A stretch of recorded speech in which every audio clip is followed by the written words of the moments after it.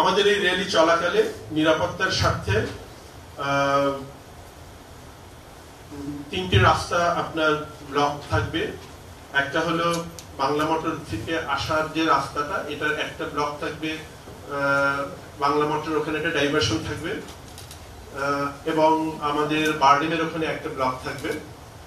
আর পলাশী থেকে আসার রাস্তাটা আপনার আজি সুপার মার্কেটের এখানে ব্লক থাকবে, এবং মৎস্য ভবন থেকে আসার রাস্তাটা আমাদের ঢাকা ক্লাবের একটু পরেই এসে ওখানে ব্লক থাকবে।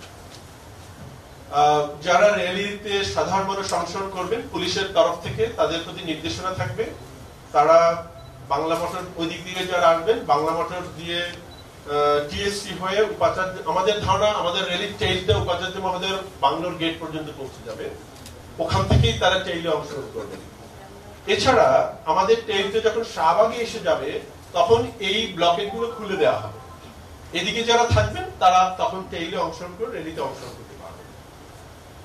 এছাড়া সাধারণ মানুষের প্রবেশের জন্য র্যালি চলাকালে শুধুমাত্র নীলক্ষেত এবং পলাশীর এই দুটো পথ খোলা থাকবে, বাকি অন্য পথগুলো ব্লক করে দেওয়া হবে র্যালির নিরাপত্তা এবং সৌন্দর্য এবং সুবিধার জন্য।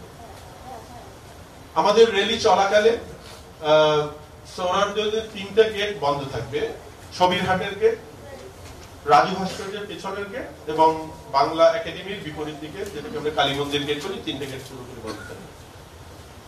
আমাদের র্যালিতে মূলত আমরা শৃঙ্খলা রক্ষার জন্য আমাদের নিজস্ব স্বেচ্ছাসেবক বাহিনী থাকবে, এখানে বিএনসিসি রোভার রেঞ্জারের একটি বড় বহর থাকবে, চারুকলা শিক্ষার্থীরা থাকবেন, আমার স্টেট ডক্টর এবং প্রক্রিয়ার টিমের সদস্যরা থাকবেন, আমাদের এখানে গ্রিন ফিউচার ফাউন্ডেশন কাজ করে তাদের 70 জন থাকবেন, এবং এরা র্যালির শৃঙ্খলা এবং রুট ঠিক করার জন্য দায়িত্বে থাকবেন।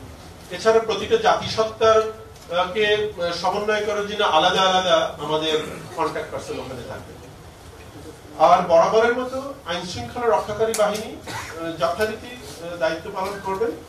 তবে আমরা এবার যেটা সিদ্ধান্ত নিয়েছি, আমাদের র্যালির বহরের সামনে আইন শৃঙ্খলা রক্ষাকারী বাহিনীকে না রাখার সিদ্ধান্ত নিয়েছি। আইন শৃঙ্খলা রক্ষাকারী বাহিনী বরাবর আমরা দেখেছি এমন ভাবে থাকেন, তাতে অনেক সময় মনে হয় এটা পুলিশের র্যালি হচ্ছে। তো আমরা সেটা থেকে ফিরে আসতে চাই। আমরা এটা আমাদের র্যালি যাতে এটা আপনারা যখন ছবি তুলেন বা অন্যভাবে প্রকাশিত হয় সেটা জেনে বোঝা যায় যে এটা একটা পহেলা বৈশাখের র্যালি। তো আইন শৃঙ্খলা রক্ষাকারী বাহিনী তাদের কৌশলগত ইয়ে ঠিক করেছেন এবং তারাও আমাদের র্যালির দুই পাশে থাকবেন। আমাদের একটা চ্যালেঞ্জ হলো যে র্যালি যখন চলবে, বিশেষ করে সামনের দিকে যারা থাকেন, আমাদের এবার 28টা জাতিগোষ্ঠী থাকবে, পেছনে অন্যান্য সাংস্কৃতিক গোষ্ঠী থাকবে, বেসরকারি বিশ্ববিদ্যালয় থাকবে। আমাদের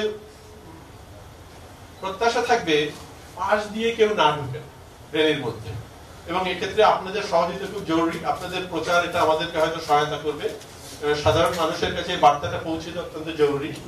আমরা যদি পাশ দিয়ে সাধারণ মানুষ ঢুকে তখন র্যালির শৃঙ্খলা এবং সৌন্দর্য নষ্ট হওয়ার আশঙ্কা থাকে। সেই জন্য আমরা আমাদের প্রচেষ্টা থাকবে সাধারণ মানুষের এই স্বতঃস্ফূর্ত অংশগ্রহণ থাকবে এবং তারা র্যালির টেইল দিয়ে অংশগ্রহণ করবে।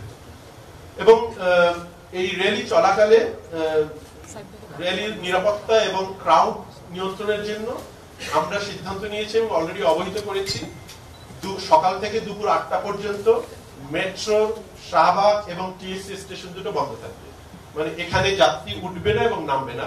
মেট্রো চলবে কিন্তু এটা চলবে না, বাট 11টা 12টার পরে আমাদের র্যালি শেষ হয়ে গেলে এই দুটো ওপেন হয়ে যাবে।